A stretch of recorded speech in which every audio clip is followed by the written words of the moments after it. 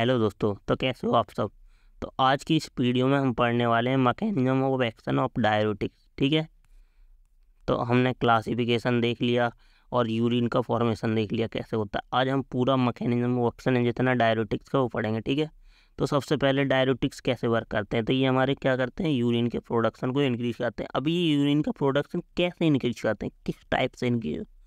तो ये सबसे पहला इसमें क्लासिफिकेशन में हमारा कार्बोनिक एनहाइड्रेस इनहिबिटर है। ठीक है, तो ये ड्रग्स कैसे इनहिबिट वो यूरिन के प्रोडक्शन को कैसे बढ़ाती है। So the drug works on PCT, proximal convoluted tubules पर। ठीक है, ये क्या कर देती है, इनहिबिट कर देती है HCO3 आयन, मतलब हाइड्रोजन कार्बोनिक आयन जो होते हैं हाइड्राइड, या इनहिबिट कार्बोनिक एनहाइड्रेस एंजाइम को। ठीक है, ये कार्बोनिक, तो इसको इनहिबिट करते हैं कैसे। देखो ये मोड ऑफ एक्शन है। जैसे हमारा ये H3CO3 carbonic ion plus H+H, तो ये बनाते हैं HCCO3 H2CO3। देन यहाँ पे हमारा कार्बोनिक एनहाइड्रेस इनहिबिटर आएगा और इसे वाटर और कार्बन डाइऑक्साइड में टूटने नहीं देगा। ठीक है, ये वाटर और कार्बन डाइऑक्साइड में टूटने के बाद भी क्या करते हैं, ये वाटर हमारा कहाँ जाएगा, ये हमारी क्या होती है, किडनी की सेल होती है ल्यूमेन। ठीक है, तो इसमें जाता है, तो ये वो कार्बन डाइऑक्साइड प्लस वाटर मिलके फिर से H2CO3 बना लेता है। तो यहाँ पे भी हमारे कार्बोनिक एनहाइड्रेस आके वर्क करते हैं और इस आयन को नहीं बनने देते H2CO3 को। तो ये H+HCO3 ये रीअब्जॉर्ब नहीं हो पाता। ठीक है, तो यहाँ से ये एक्टिट आउट हो जाते हैं। ठीक है, और ये एक्टिवेट कहाँ से होते हैं, हमारे सोडियम आयन, यहाँ पे सोडियम पंप होता है, यहाँ सोडियम पोटेशियम पंप होता है। ठीक है, तो ये हमारा कहाँ पर वर्क करता है, PCT पर। ठीक है, तो ये हमारा किसका फंक्शन है, कार्बोनिक एनहाइड्रेस का।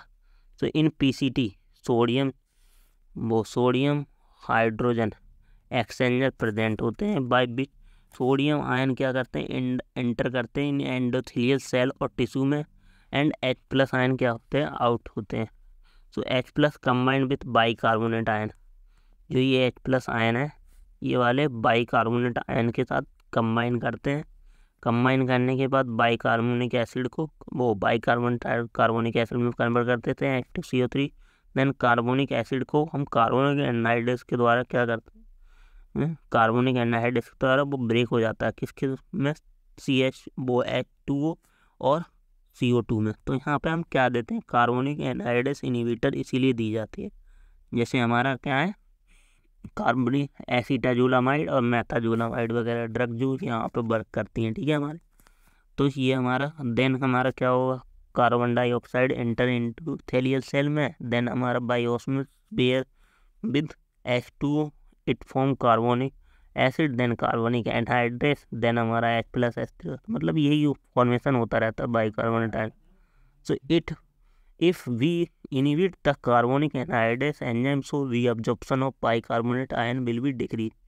so अगर हम इस एंजाइम को, जो ये हमारा क्या कर रहा है, ब्रेक कर रहा है किसको, H2CO3 को, H2O और CO2, इसको ही इनहिबिट कर दें तो ये ब्रेक नहीं होंगे, बार बार हमारा ये रीअब्जॉर्प्शन नहीं होगा।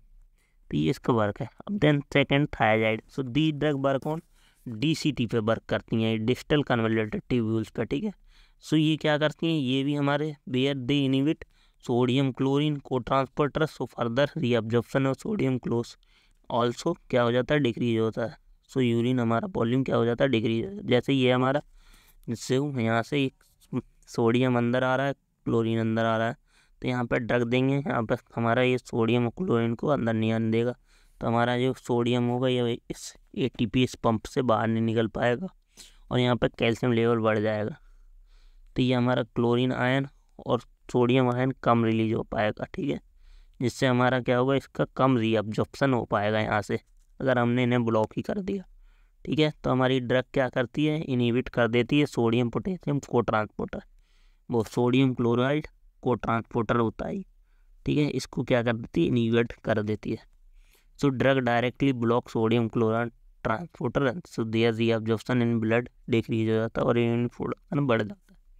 देन थर्ड है लूप डायरेटिक्स। तो लूप डायरेटिक्स कैसे वर्क करती हैं, तो these are mode which work on the ascending limbs of loop of Henle, that's why they known as loop diuretics. तो ये हमारे असेंडिंग लूप ऑफ इनले पे वर्क करते हैं। असेंडिंग लूप ऑफ इनले क्या है, ये जो पार्ट है इस पार्ट पे वर्क करते हैं। ये हमारा क्या है, नेफ्रॉन है, तो इसका जो इधर वाला पार्ट ना होके इधर वाला जो पार्ट है, ये वाला पार्ट, ठीक है, इस पर वर्क करते हैं।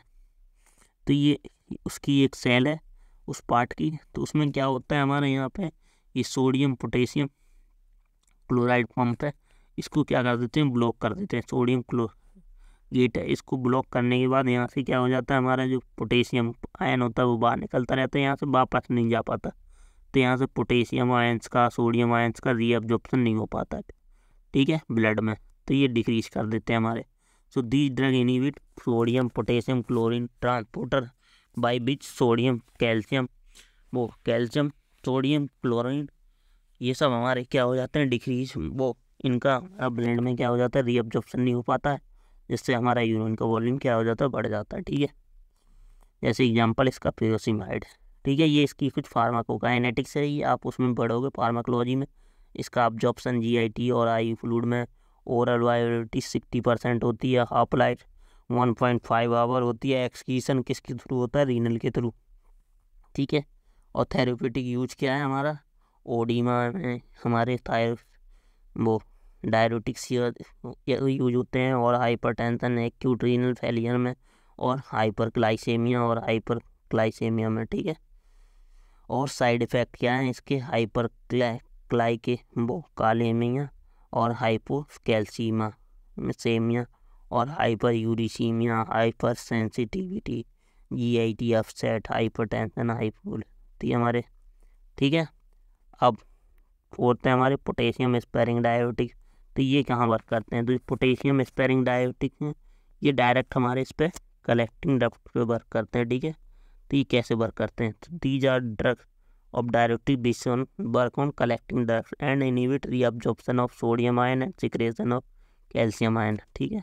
तो ये हमारे इनहिबिट कर देते हैं सोडियम आयन के रीअब्जॉर्प्शन को, ठीक है। और सोडियम चैनल इनहिबिटर्स भी होते हैं, ये एल्डोस्टेरोन एंटागोनिस्ट भी होते हैं। एल्डोस्टेरोन क्या होता है, जो हमारा हार्मोन होता है वो रिलीज कर रहा होता है कुछ आयंस को, या अब्जॉर्ब कर रहा होता है, तो उसको क्या कर देते हैं, ब्लॉक कर देते हैं या एंटागोनाइज कर देते हैं, ठीक है।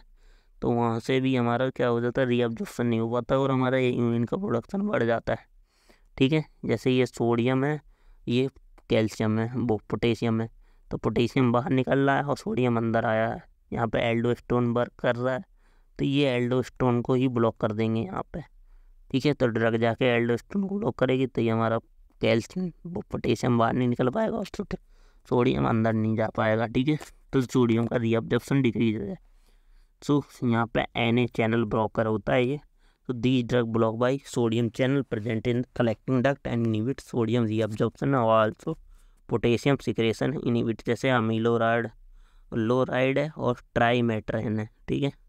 देन एल्डोस्टेरोन एंटागोनिस्ट, सेकंड ये एल्डोस्टेरोन को क्या कर देते हैं, इनहिबिट कर देते हैं हार्मोन रिसेप्टर। देन एल्डोस्टेरोन किस लिए रिस्पॉन्सिबल होता है, absorption of sodium and secretion of calcium के लिए, वो पोटेशियम के लिए रिस्पॉन्सिबल होता है, ठीक है। जैसे स्पाइरेनोलैक्टोन है, ठीक है। अब देन फिफ्थ है हमारे ऑस्मोटिक डायरेटिक्स। तो ये कैसे वर्क करते हैं, ये भी हमारे ऑस्मोटिक डायरेटिक्स जो होते हैं लूप ऑफ एनले पे वर्क करते हैं और कलेक्टिंग ड्रग दोनों पे वर्क। ये कैसे वर्क करते हैं, ये osmotic diuretics by the osmotic pressures के द्वारा किडनी में क्या करते हैं, वाटर के रीअब्जॉर्प्शन को डिक्रीज कर देते हैं और एक्टिव कर देते हैं सोडियम आयंस को, कैल्शियम आयंस को, मतलब जितने आयंस होते हैं, देन यूरिन का प्रोडक्शन बढ़ा देते हैं। जैसे एग्जांपल मैनिटोल है, ग्लिसरॉल है, आइसोफॉर्बाइड है, ठीक। अब सबसे पहले कार्बोनिक एसिड इनहाइड्रेट्स में कौन कौन सी ड्रग्स हैं वो हम पढ़ते हैं। सबसे पहले एसीटाजोलामाइड, फिर मेथाजोलामाइड और डाइक्लोरफेनामाइड। तो एसीटाजोलामाइड क्या है हमारी, ये कार्बोनिक एसिड एनहाइड्रेस एंजाइम क्या होती है, इनहिबिटर होती है, ठीक है। तो इसका स्ट्रक्चर कुछ इस टाइप से है, ठीक है।